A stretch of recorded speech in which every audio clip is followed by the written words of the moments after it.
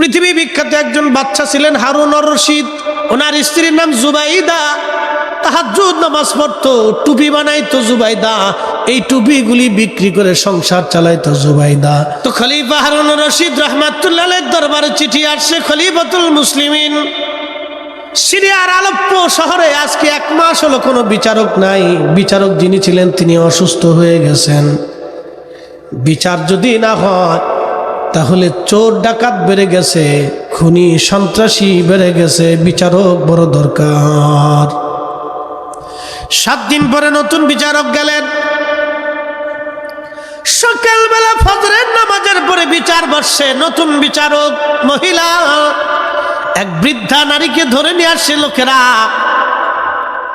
এক বৃদ্ধা নারীকে ধরে নিয়ে আসছে লোকেরা। বলল, ও বৃদ্ধা নারী, ও লোকেরা, তোমরা এই বৃদ্ধা নারীকে ধরে নিয়ে আসছো কেন? লোকেরা বলল, বিচারক, এই বৃদ্ধা নারী রুটির দোকানে রুটি চুরি করতে যাইয়া হাতে নাতে ধরা পড়ছে, এই জন্য এই বৃদ্ধা নারীকে ধরে নিয়ে আসছি। বিচারক বললেন, বুড়িমা তুমি কে চুরি করছো? বুড়িমা কেঁদে দিয়ে বলে, বিচারক, আমি চুরি করছি। কেন মা, বুড়া কালে তুমি চুরি করতে গেলা? এই জন্য আপনাদেরকে বলি, বৃদ্ধা ভিক্ষুক যদি আপনার কাছে কিছু চায় কখনো মাহরুম করে দিবেন না। আল্লাহ বললেন, হুজুর, ওয়া আম্মাস সাইলা ফালা তানহার, আপনি সায়েলকে ভিক্ষুককে কখনো ধমক দিবেন না। উম্মতকে শিখাবেন, উম্মত যদি ধমক না দেয় উম্মতকে বলবেন তারা যেন ধমক না দেয়। বুড়িমা ডাক দিয়ে বলতেছে, বিচারক, চুরি করেছি। কেন চুরি করছো বুড়িমা, বলো। বুড়িমা ডাক দিয়ে বলে, বিচারক, আমার ঘরে 2টা এতিম নাতি বাচ্চা আছে। ওরা এতিম, বাবাও নাই মা নাই। আজকে 7 দিন হলো আমার ঘরের মধ্যে কোনো খাবার নাই। 2টি বাচ্চার ক্ষুধা দিবাইতে যাইয়া আমি আমার রুটির দোকানে চুরি করতে আসছি। আজকে 7 দিন পরে সহ্য করতে না পারে আসছি। বিচারক, আমি চোর। আল্লাহর আইন অনুযায়ী আপনি আমার ফয়সালা করে দেন।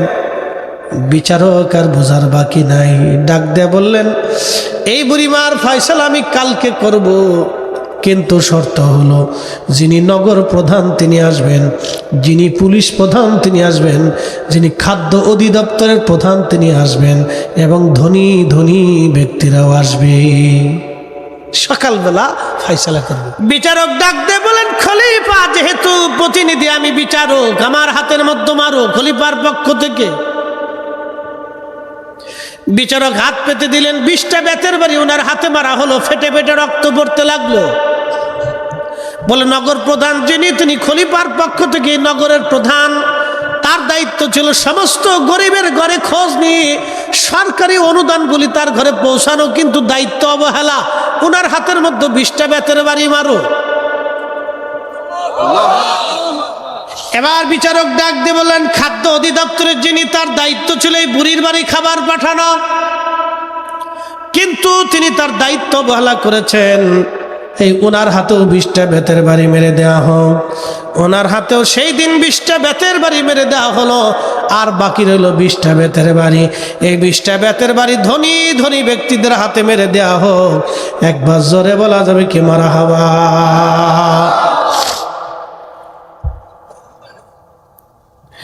বিচারক ডাক দিয়ে বললেন, 100 দিনার জরিমানা ধরেছি। খলিফার পক্ষ থেকে আমি 50 দিনার দিলাম, সবাই 50 দিনার করে দাও। এইরকম প্রায় 400 দিনার জমা হয়ে গেল। 400 দিনার জমা হয়ে যাওয়ার পরে 20 দিনার রুটির দোকানদারকে দেওয়া হলো, 100 দিনার কোষাগারে জমা করা হলো, আর বাকি 380 দিনার এই বুড়িমার হাতে দিয়ে বলা হলো, বুড়িমা, তোমার এতিম নাতি পুতি নিয়ে তুমি সংসার চালাবা। আগামী 1 মাসের মধ্যে খলিফার রাজদরবারে হাজির হবা।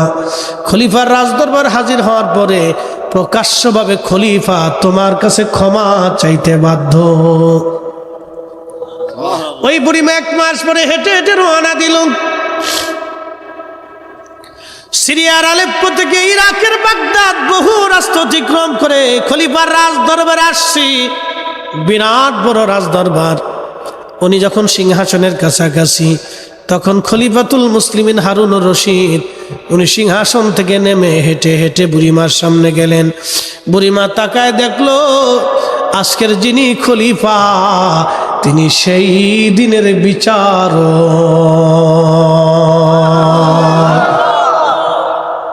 এই পৃথিবীটা একটা জগতের মধ্যে বাস করে, বিজ্ঞানের ভাষায় সে জগতের নাম সৌরজগৎ।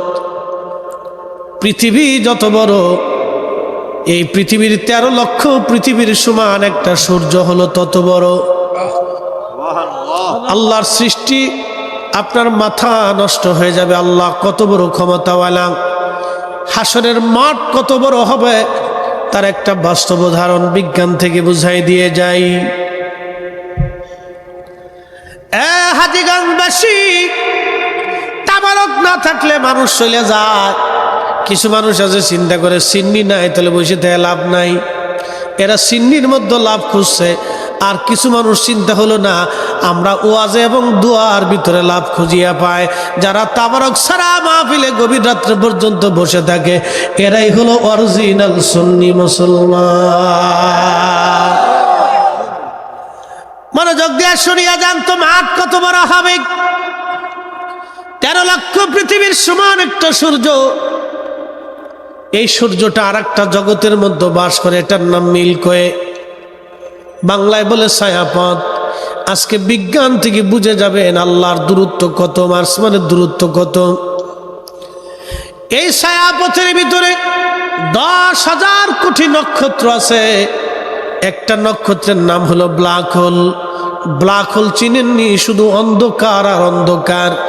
এখন পৃথিবী, আমাদের বাংলাদেশে অন্ধকার চলতেছে। যদি সারা বাংলাদেশের সমস্ত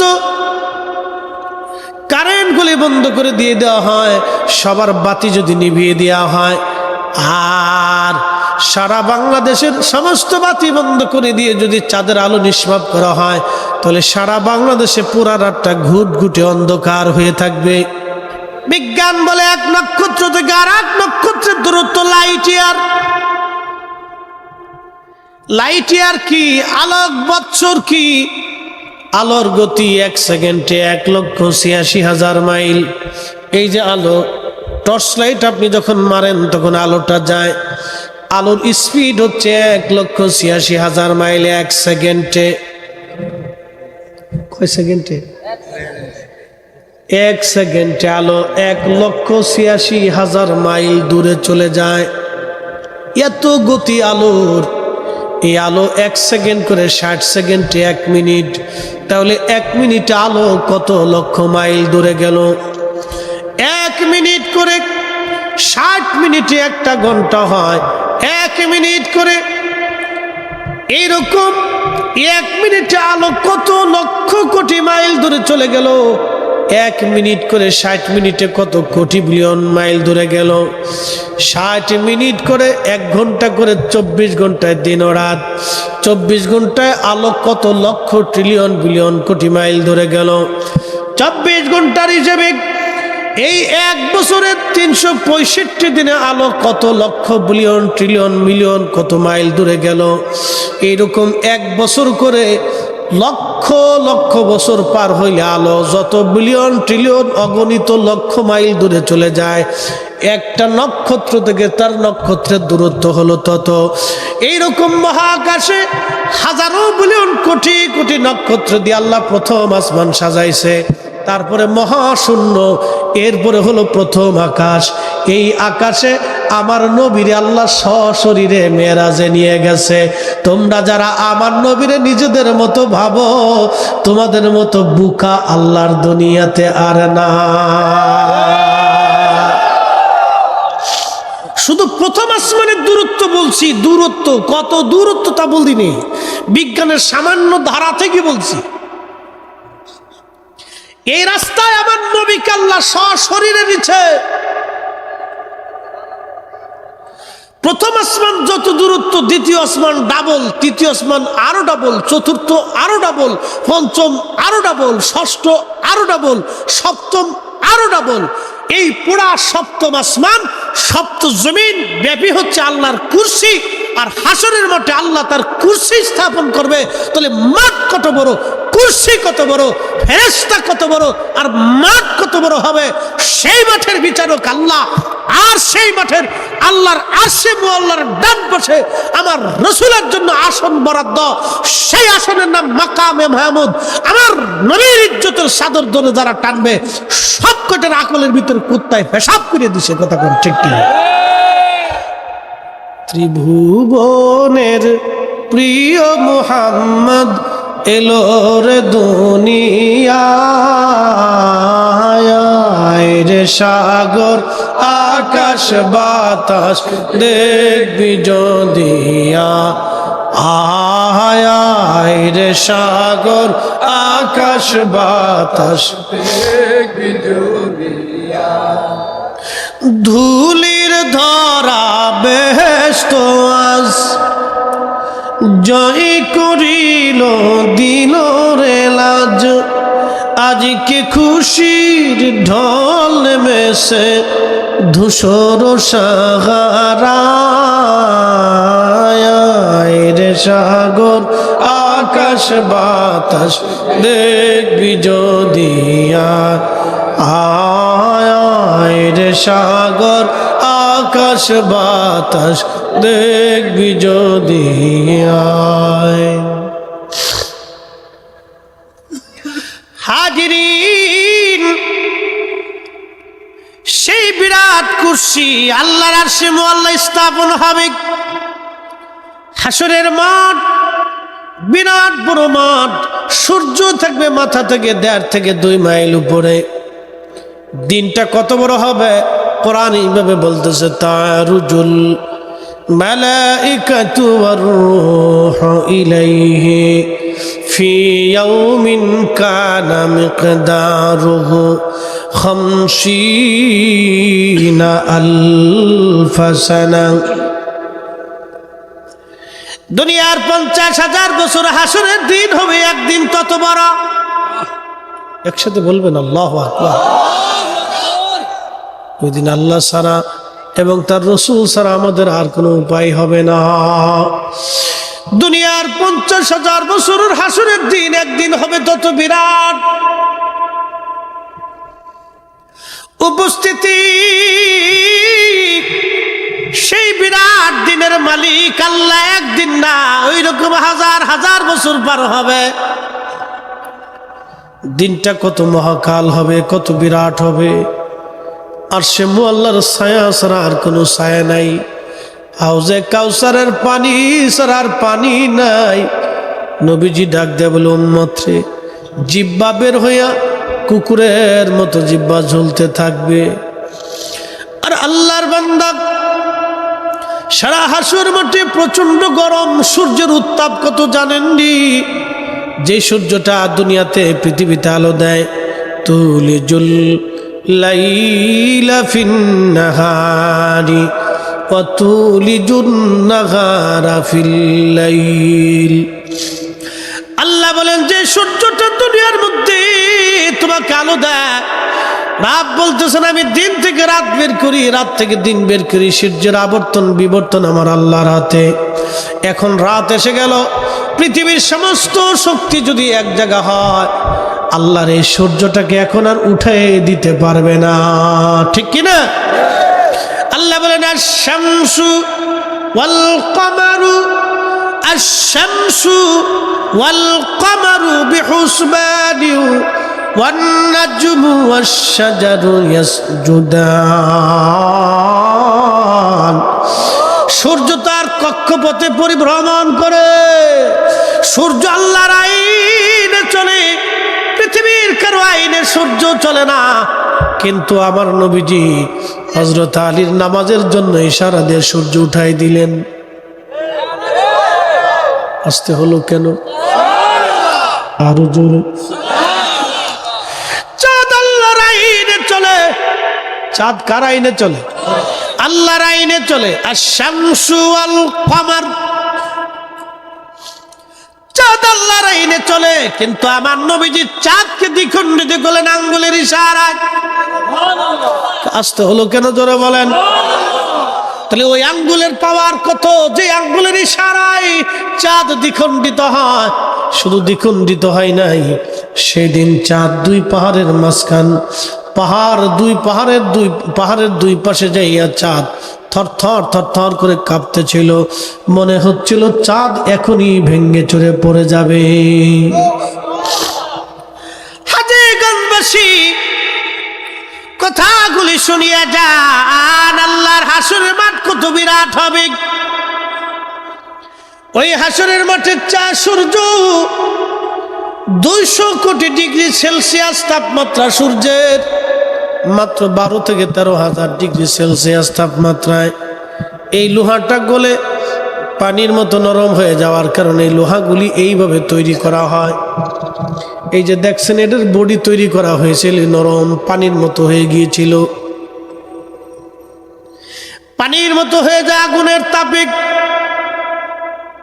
সূর্য 200 কোটি ডিগ্রি সেলসিয়াস, হাজার হাজার কোটি বছর পর্যন্ত সূর্যটাকে আল্লাহ জ্বালায় রাখছেন শুধুই মানব জাতিকে আলো দেওয়ার জন্যে, পৃথিবীবাসীকে আলো দেওয়ার জন্যে।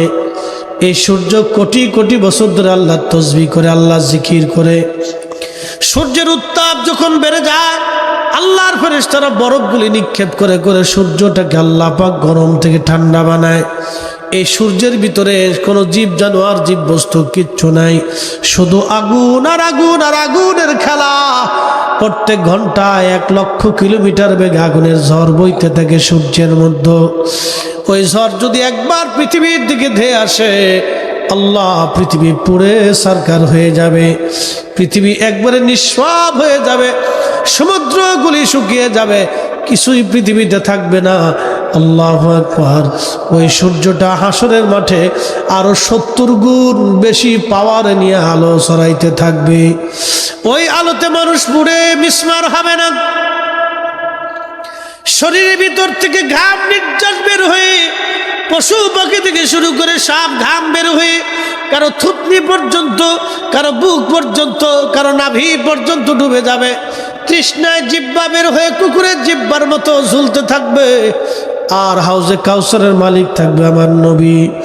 আহা, আল্লাহ পাক বলতেছেন, ইন্না আ'তাইনাকাল কাউসার ফাসাল্লি লিরাব্বিকা ওয়ানহার ইন্না শানিয়াকা হুয়াল আবতার। একবার জোরে জোরে বলা যাবে কে মারহাবা। নবী আমার ডেকে বলেন, হাউজে কাউসার এতই মধুময় পানি, এতই সুন্দর ঠান্ডা, এক পেয়ালা পানি আমি উম্মতের ডাক দিয়ে পান করাবো, জান্নাতে যাওয়ার আগ পর্যন্ত পানির তৃষ্ণা আসবে না। আসতে হলো কেন জোরে বলেন? ওই হাউজে কাউসারের পানি কারা পান করবে? আল্লাহ প্রথমে বললেন, ফাসাল্লি লিরাব্বিকা ওয়ানহার। উম্মতকে বলেন তার যেন নামাজ পড়ে এবং কুরবানি করে, নামাজ পড়ে কুরবানি করে, নামাজ পড়ে কুরবানি করে। কিন্তু উম্মত নামাজ পড়ে খালি টাল বেটাল, টাল বাহানা, টাল বাহানা। চলবে না গো, চলবে না। শুধু জুমার নামাজ পড়ে চলে আসে, বাকি নামাজের আর খবর নাই। এরকম মুসল্লি হাজার হাজার আছে, কথা কর না কেন?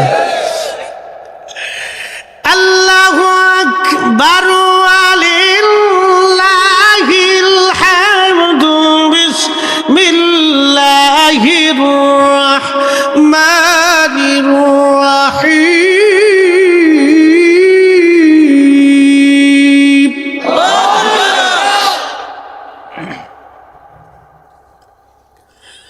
قل يا عبادي الذين اسرفوا على أنفسهم لا تقنطوا من رحمة الله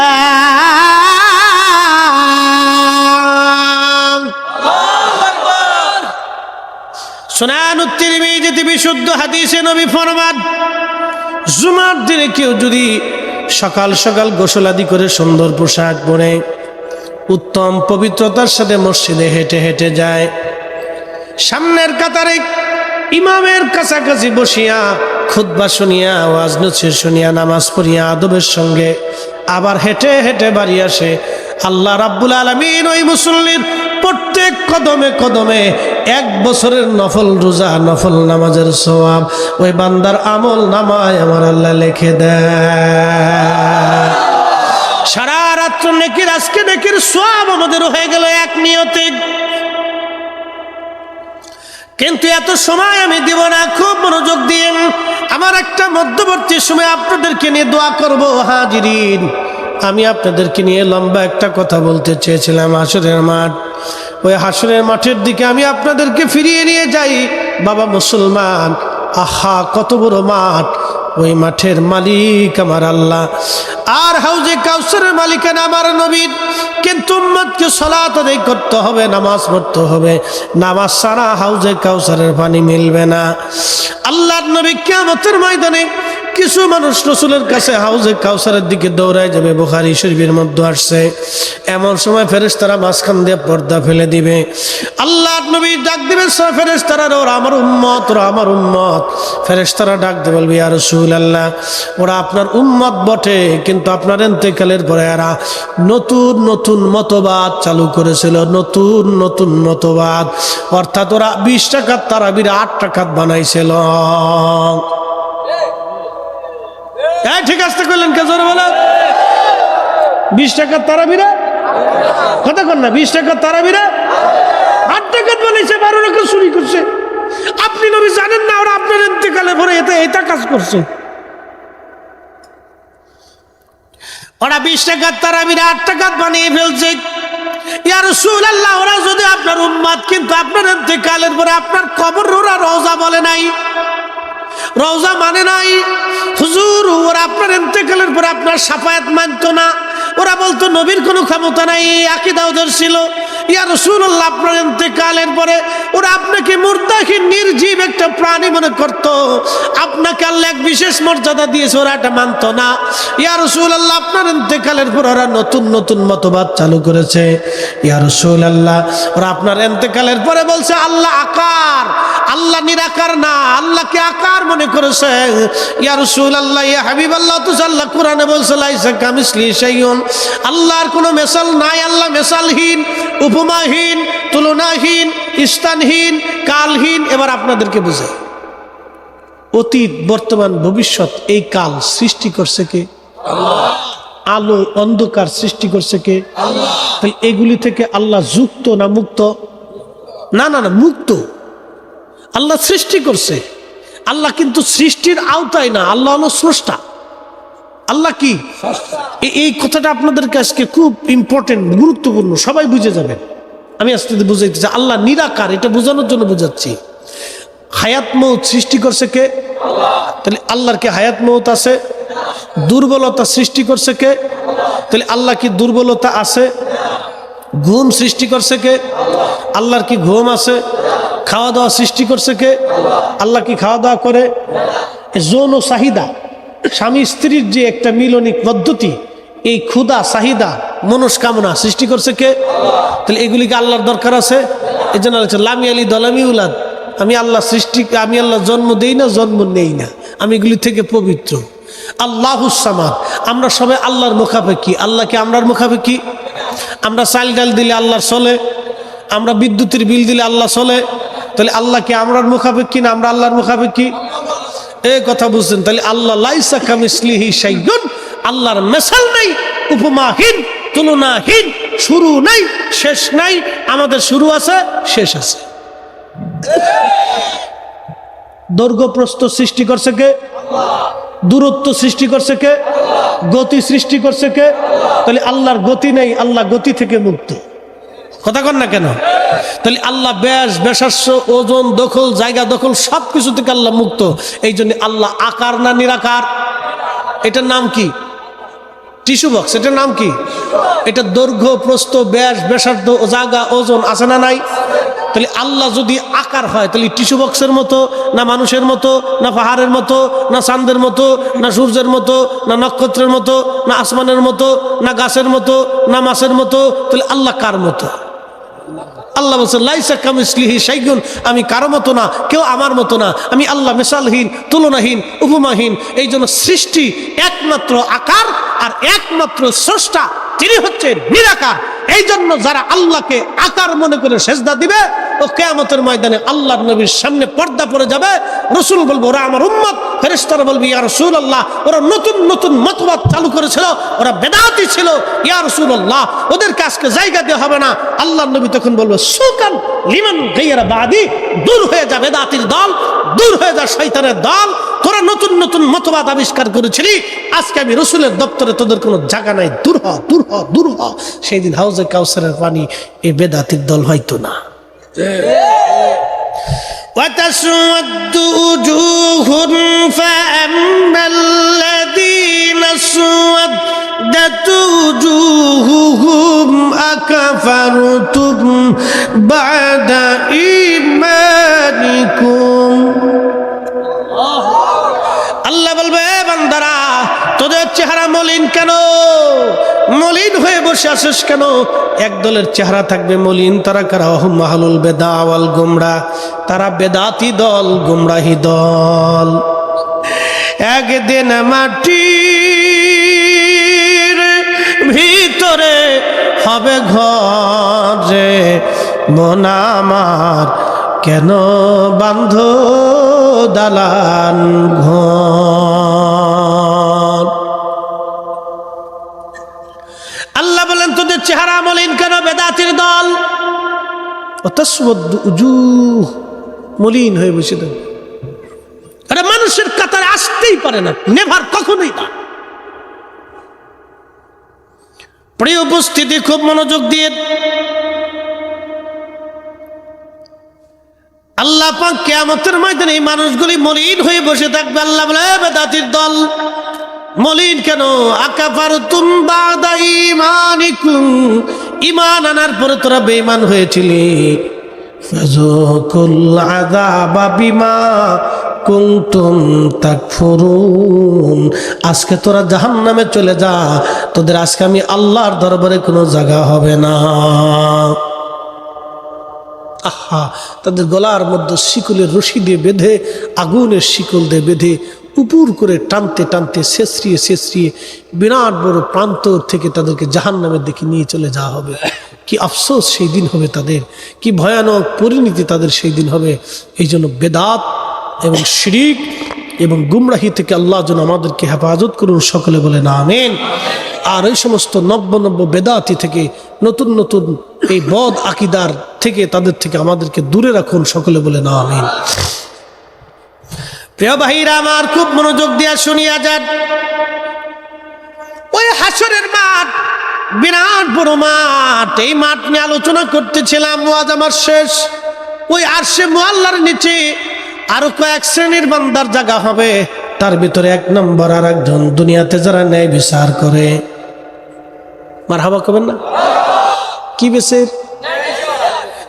হাজীগঞ্জবাসী খুবই মনোযোগ দিয়া শুনিয়া যান। আল্লাহ রাব্বুল আলামিন কিয়ামতের ময়দানে ওই বান্দাকে আরশে মুআল্লার নিচে টেনে নিয়ে জায়গা করে দিবে। দুনিয়াতে যে ন্যায় বিচার করত,